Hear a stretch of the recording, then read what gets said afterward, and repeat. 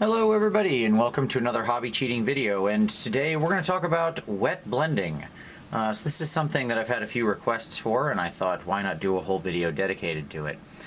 So we're going to talk about how to do wet blending. This is actually quite a simple blending technique. It's great for establishing your starting volumes and blends. It's an easy thing to pick up. It's very scary to people, I think, at the beginning, but it's actually a pretty simple principle. If we weren't dealing with acrylic paints, this would be just how you paint. Like if you were using oils or enamels or something that took a long time to dry, wet blending is just the nature of how you paint. But acrylics, the reason we use them for miniature paints is because the medium dries very fast, holds the pigment in place very strongly, and as a result, it's actually very hard to blend things when they're wet. However, not impossible, and there's lots of ways we can go. So we've got this girl here. This is the Blind Augur from the old Mordheim Sisters of Sigmar, but she has this wonderful dress that has all these nice layers to it. So it's a great chance to do some wet blending. As you can see, she's just been zenithal primed. Nothing else has been done. So let's talk about the colors we're going to use today, because we're going to give her a nice white dress, or at least mostly white. So we'll put her to the side for a minute. We've got a little Warcolors just white, my favorite straight white, gel medium based. We've got some scale color Mojave white. It's a wonderful, like, warm white that doesn't have, it's not really brown, it's just warm and has this great sort of, it's almost got a bit of yellow to it, a bit of flesh to it. It's really nice. We're going to use some Miskatonic gray, which is sort of a gray purple. And then we're going to use a very small amount of scale color Eclipse gray.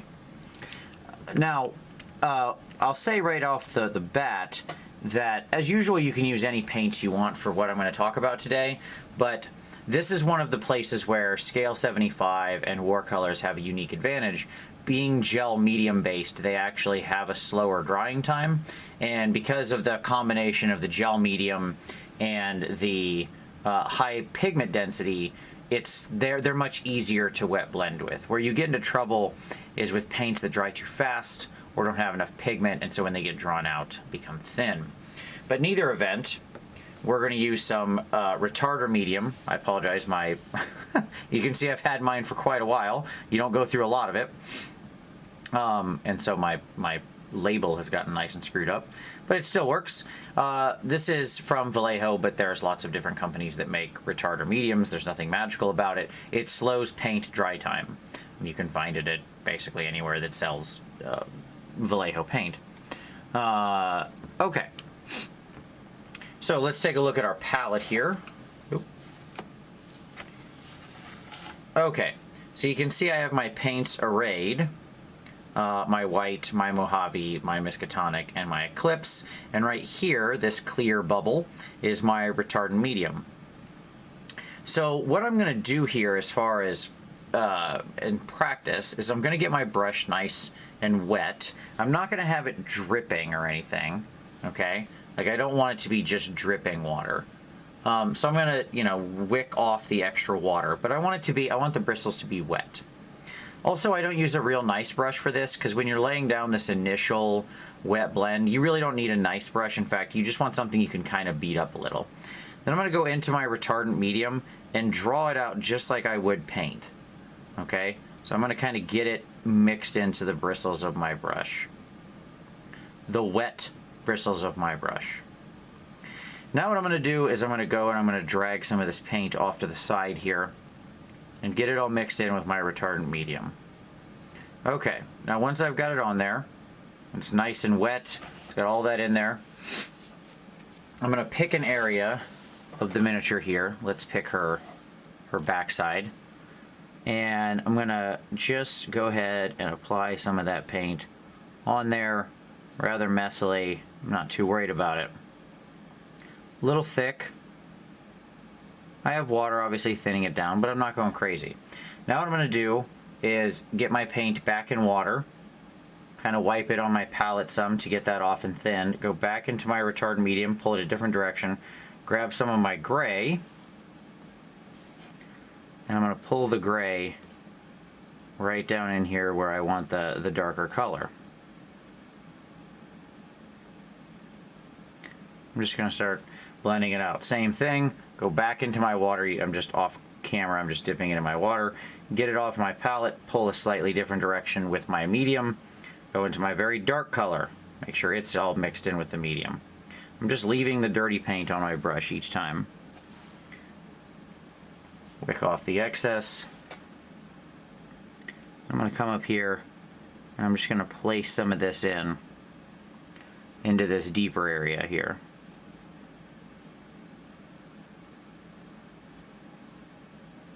Okay. Now what I've got, you can see there, I'm going to go ahead and clean my brush. Now what I've got is several different kinds of paint. You can see it's still wet. So I'll go back in. The reason, so now if we look back at my palette, you see these extra colors I've wiped off? When I wipe them, these are just wet versions of the paint with the retardant medium mixed in. I made these on the fly, right, by redipping my paint and then rolling it on the palette. So what I'm going to do now is just go back to my first color, and with that retardant medium, just start blending that in a little. Go back to my gray. Pull that down. And what I can do is just push it around and get it blended in together. Nice and easy. Can go up to my white. I didn't do any of my white. I started on my mid-tone because I wanted to be able to highlight separately. But let's go ahead and make some of my white, my very bright white, and I'll just drop that right up there on top. Hit that fold. Hit that fold. I'm effectively mixing the paint on the miniature. That's all you're doing with your wet blending. Okay? Now, the key is, if you're not careful, you'll eventually start pulling paint off. So what I'm going to do, I'm going to get my brush nice and clean. And the other thing I can do is with a slightly damp brush and no paint at all, I can start pulling colors together.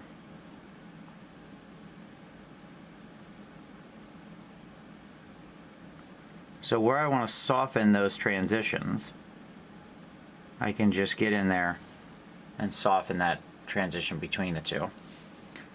So I'm going to let that dry, and we'll kind of, because it'll take a minute because of the retarder medium, and we're just going to go ahead and we're going to work down here for a minute. Now my principle here is going to be the same thing. So I'm going to start with a fairly wet brush. Again, not sopping, just wet.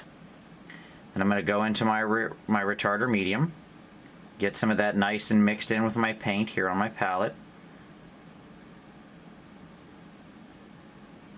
I'm still going to wipe off the excess.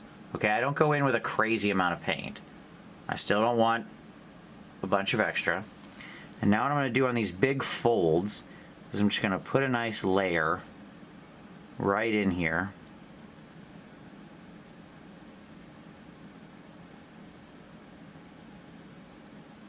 Hitting most everything that I'd want to get paint on. Okay. Alright, so we get some white in there. Now, again, same thing. Go to get my brush wet, go to my gray, wipe it around, get off my excess, and then I work into the deeper color, down into the crack.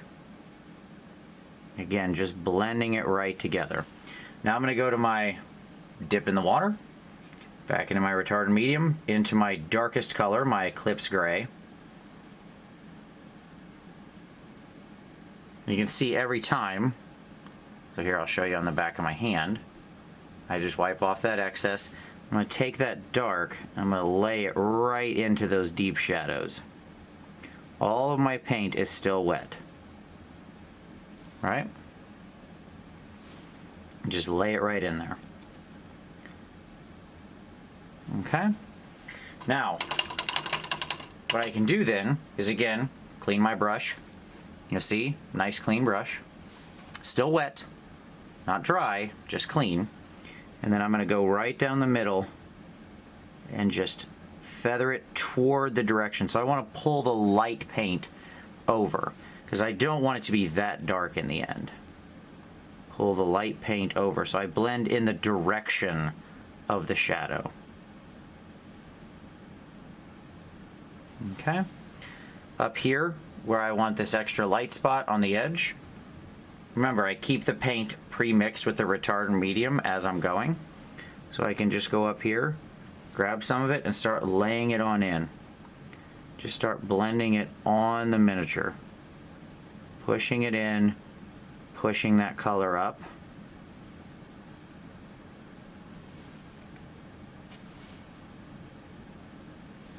I can grab some of my white with my retardant medium.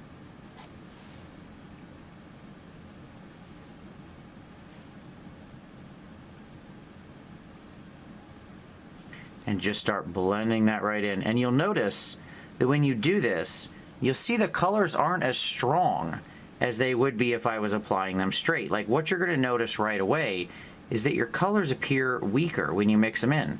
Well, that's because when you have this kind of retardant medium on there, what happens is it's mixing with that other paint right away because everything is still wet. So you're actually doing your blending on the miniature itself.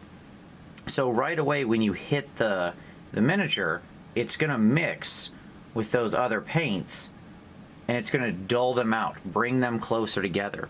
But you'll notice it's still wet. I can just very quickly keep going back and forth, pushing my lights up, right? And you can see how I'm slowly building those colors up. But I'm not needing to, everything remains nice and smooth. I don't have any sharp lines, right? Because all my transitions are getting faded in here. I can always just clean my brush, wick off that excess water. Very important you wick off that excess water. You do not want to hit this with a super wet brush. Otherwise you'll just strip all the paint right off. You want the brush to be moist, damp, not soaked. And I just smooth it right in.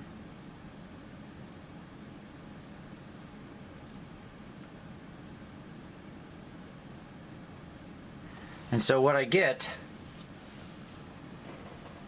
is a nice value sketch right there with some of my shadows. If I want to push some colors down, like let's say I really want to get this part here nice and dark.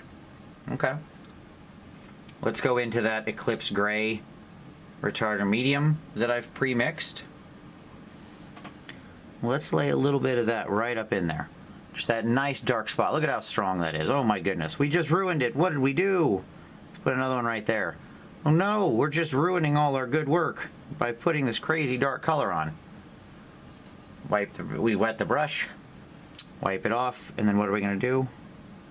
We're just going to go right at the edge of it and just blend it right out. If you've ever worked with oil paints, this is not going to be mysterious to you. Because this is effectively how you paint with oil paints. Like you put down something strong and then you can feather it out. And right there, boom. That strong color's gone and we've laid in a nice smooth shadow. Just that easily. By the way, this is still wet. Like I've been sitting here talking now for, I don't know, however many minutes I've been doing this. Still wet, still workable.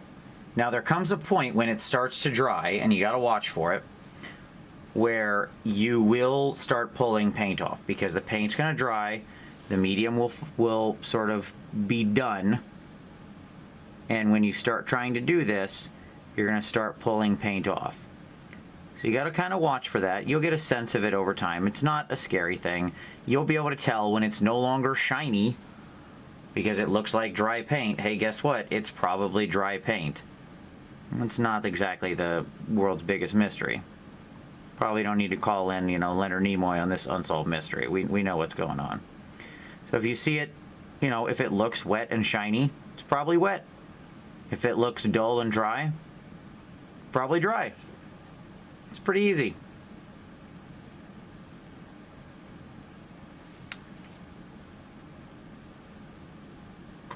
We can just keep feathering in those colors.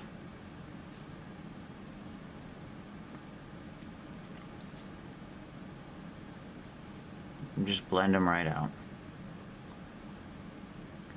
So what we get is our nice, smooth, subtle transitions out between our colors. No hard lines, no nothing. Quick, easy blend, right? Going right from these nice bright colors up to these dark colors. Now, the reason I used this gray, this Eclipse gray, is because it's a weaker gray. You got to watch out when you're wet blending, because if you've ever mixed paints before, like on your palette, that is to say, unless you're a person who literally only uses paint straight from the pot and has never mixed two colors of paint, you may have noticed in your paint mixing that when you mix a lighter color with a darker color, the darker color tends to win. Okay? That's for a couple of reasons, but for our purposes, you just need to know it happens. So what that means is that when you're doing this, your darker color that you place into the shadows, if you start mixing them together, will tend to win out, and it will tend to tint everything down. Okay? So you want to make sure that you have a nice, like, you want your darker color to be kind of weaker and your brighter color to be fairly strong when you're doing that. But that's it. So now I just sit here and wait for this to dry, which can take a little while depending on your retardant medium. If you want to have a slightly faster drying time, if you don't want to undo that, you can also mix your retarder medium with water directly on your palette. So instead of having, like I did, where I wet the brush and then went into it, then went into the paint, you could just directly mix, say, like 2 drops of retarder to 1 drop of water, or 50-50 or something like that.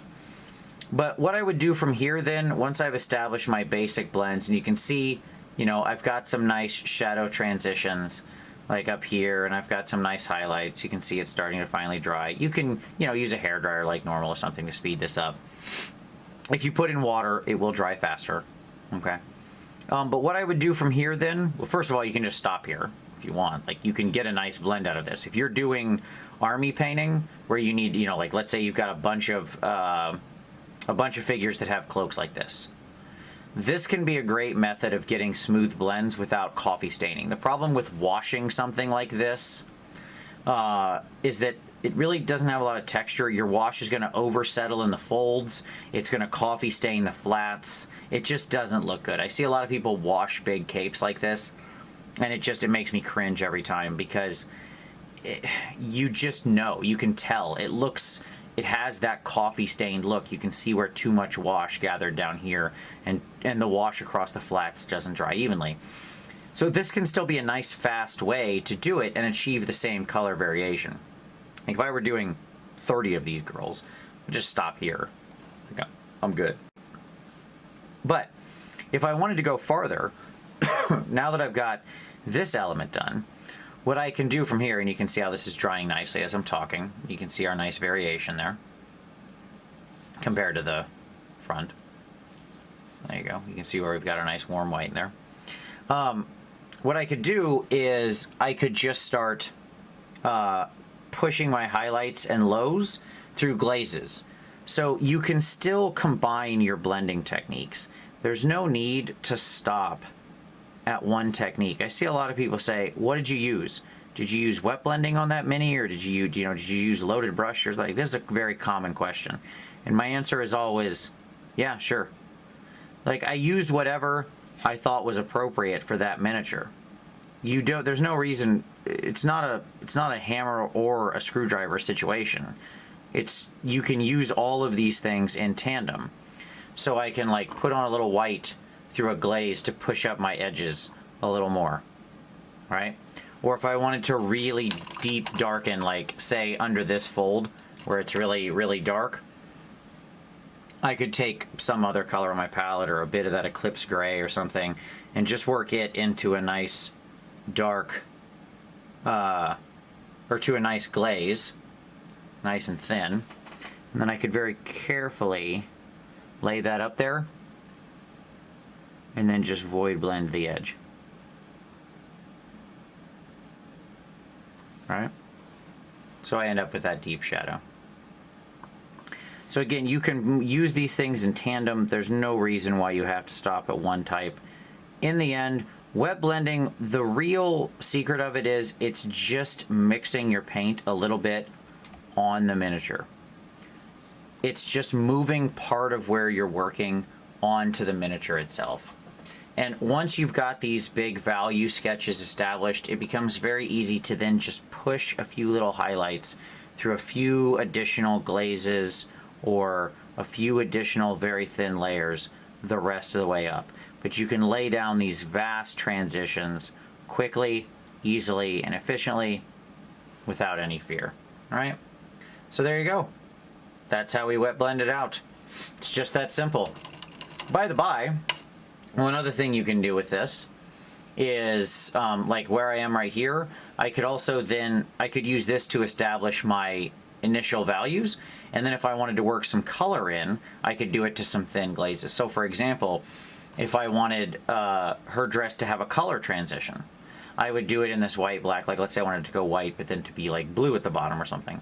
I could do this whole sketch, and while it's still wet, I could then start taking a very thin blue glaze with a tiny bit of retardant medium in my brush and start drawing it down at the bottom. So you can establish these beautiful color transitions because your paint is still wet, and so you can smooth that out. So it doesn't have to be all within just one color spectrum of highlights and shadows on one color. It can also be used for these like vast transitions. Okay, so just another neat option that you may want to try. But there you go. That's all there is to it. That's wet blending. Simple, easy, fun. It's a great way. It's usually how I start my blends. And then how far I go from there depends on what I'm trying to achieve with the Mini. I just kind of start with some quick wet blends over the Mini to get, you know, where are my highlights and lowlights, and then I just carefully, you know, reconstruct my exact shadows and my highlights. Build them out a little more and make sure I'm good to go. So there you go. That's wet blending. I certainly hope you enjoyed that. I hope I covered everything. Obviously the paints I used here today, nothing special about them. You can do this with any color, any type of paints. Like I said, the Scale 75 and the Watercolor are a little bit easier, but you can do it with anything if you've got some kind of retardant medium. There it is. Hope you liked it. Give it a like if you did. Share this with somebody if they've had some questions about wet blending. Sharing is always the nicest thing you can do and deeply appreciated. Subscribe for additional hobby cheating in the future. If you have a suggestion on what you'd like to see me cover in a video, as I said, this came from a user suggestion. Don't be afraid to throw your comment down below. I always love user suggestions. And as always, I thank you for watching this, and we'll see you next time.